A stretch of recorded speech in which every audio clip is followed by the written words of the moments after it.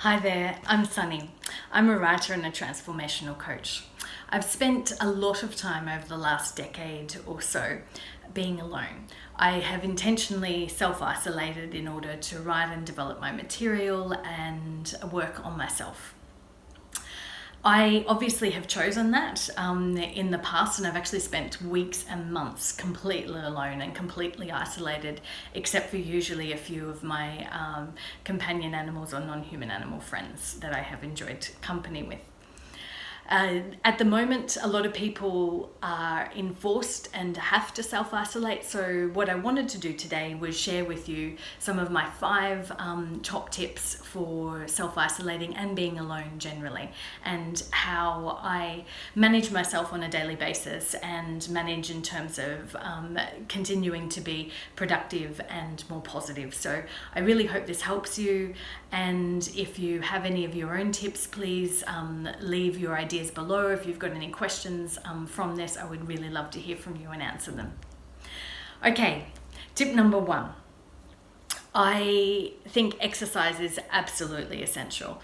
So what I do, especially when I don't have any other sort of capacity to get out and exercise, every morning before breakfast, and why I do it before breakfast is because I know that once I eat, I want to lounge around and enjoy, and I don't want to do exercise usually after breakfast. But if you're a person that needs breakfast immediately, go for it. But what I do is I get up. I usually have a cup of tea, I might do some writing, and then I will do exercise before I eat. So that involves going onto YouTube and following a few YouTube Pilates and yoga exercises. I find, even though I do know a lot of exercise myself and a lot of tips myself, I find following someone just helps the motivation and to keep going. So I have a couple of favorite videos that I rotate on a weekly basis or daily. Every second day I'll do a different routine. Now, if you don't feel like you've never done exercise or like to do exercise, then you can always choose some of the restful or bedtime Pilates or yoga routines. So that can get you in the flow of being able to stretch and move your body, because when you move your body, you feel so much better, because if you're trapped, your body often contracts. And so you want to be open to enjoying your time as much as you can. Like it's very hard, obviously, when you feel completely alone. So doing exercises will help in terms of the mind, heart, body connection. That's my first tip. My second tip is to eat nourishing food. Now, if you have access to nourishing food or can get access to nourishing food, that is great. So fresh vegetables and fruits, and a lot of things like I know that there's been a lot of stock up on pastas. That's great because pasta lasts a long time. But if you can stock up even on nuts and lentils, they're really high and rich in protein, and they can last a very long time and provide really nourishing foods for you.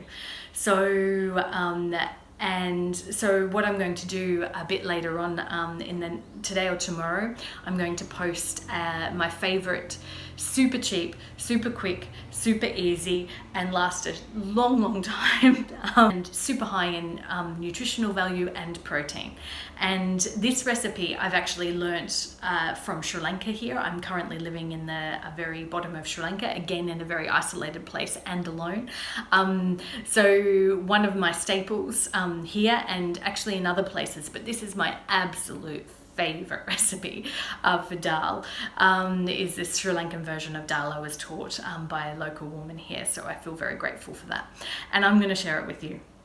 So think about, in terms of getting supplies, if you can, that are long-term, that are high in nutritional value and protein, that it can last for certain amounts of time. You can also cook up big pots and then freeze it. If you have access to a good freezer, then that can mean that you can have variety on a few days. So you might make some dal in a few pots, and then might make a different recipe in another, and then you can rotate as it goes around to keep that nourishment up in a variety of foods, so you don't get too bored.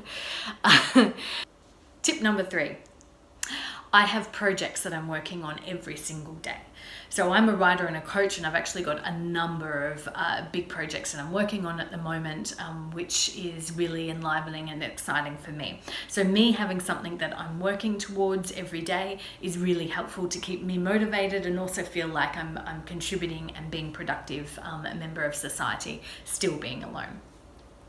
So I have a challenge for you, is to think about, is there a side hustle that you've always wanted to start that you haven't done? Is there something that you can start to think about, start to research? If you have access to the internet, there is a wealth of opportunity out there to learn while you're self-isolating. So can you learn about something that you've always actually wanted to learn?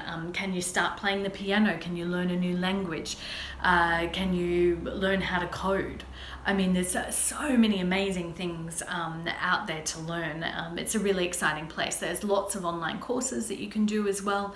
So that way also you can interact with other people. So if you do some online courses, there's an opportunity to interact and engage there in an online space as well.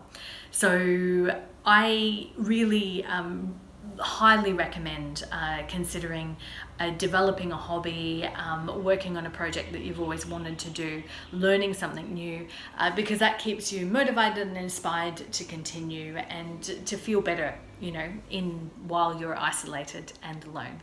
Tip number 4, connect. Don't spend the whole day watching Netflix and movies. Now, whilst that can be good, and I have actually done this in the past where I've spent a few days in a row, all I've done is watch Netflix and movies.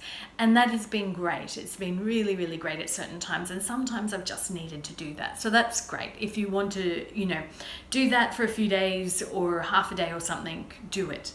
After you've done that, after you've spent some time doing that, you might find that you feel like you're in a slump or that things are just becoming monotonous, because that's certainly how I've felt when I've gone onto those binges where I've just felt like I'm doing the same, I'm not contributing, I'm not moving forward.